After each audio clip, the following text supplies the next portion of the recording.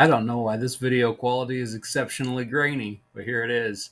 Welcome to the Stop and Think podcast. I'm your host, Will Dole. Thank you for listening and or watching. If you're getting this grainy thing coming across your screen, I'm sure it's my lighting.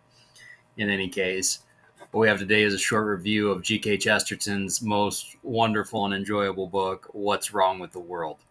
I listened to an audio version narrated by Wade Stotts while I did work around the house yesterday. It was well worth the time. G.K. Chesterton wrote this book, What's Wrong with the World, back in 1910, so 115 years ago. Although Dale Ahlquist over at Chesterton.org quips that there's good evidence it was written yesterday, and I concur with that assessment. It seemed very timely, very relevant, even though he is writing well over a century ago. In this book, Chesterton is attacking a number of the wrong-headed notions that were current in England prior to the World Wars. And yet so many of them, again, it just seems like he's reading it's be anachronistic to say he's reading the newspaper, but it's like he's reading the Twitter feed from somebody here in 21st century America.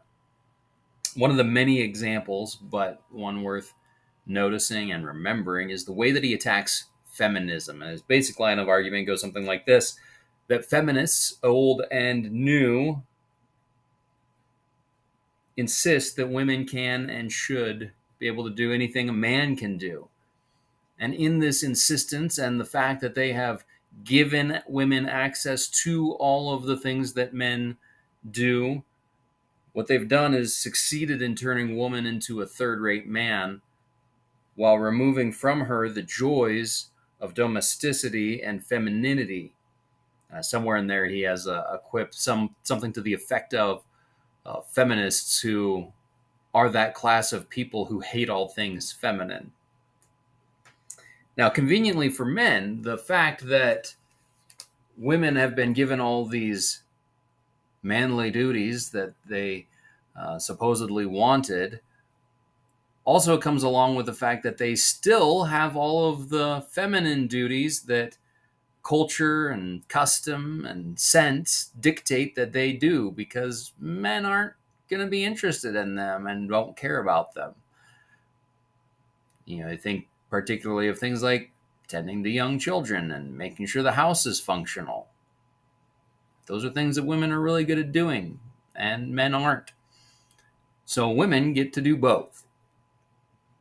Hooray for being a liberated woman. Such is the cost of freedom. You get two jobs instead of one.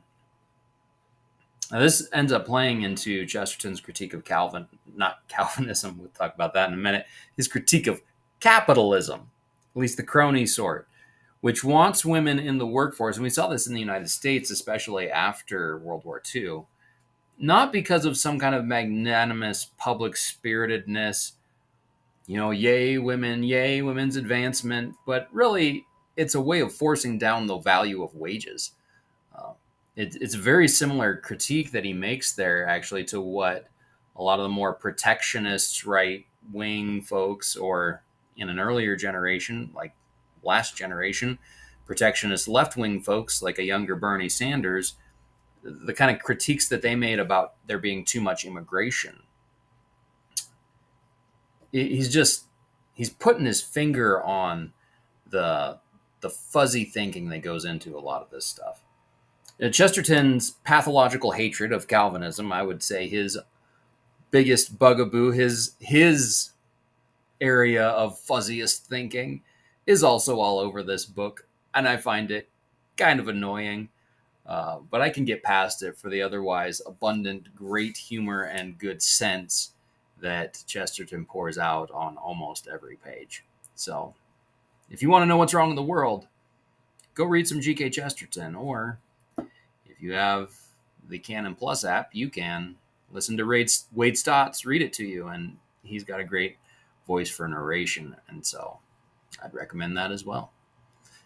This has been the Stop and Think podcast. I am your host, Will Dole. Thank you for listening. We'll catch you next time.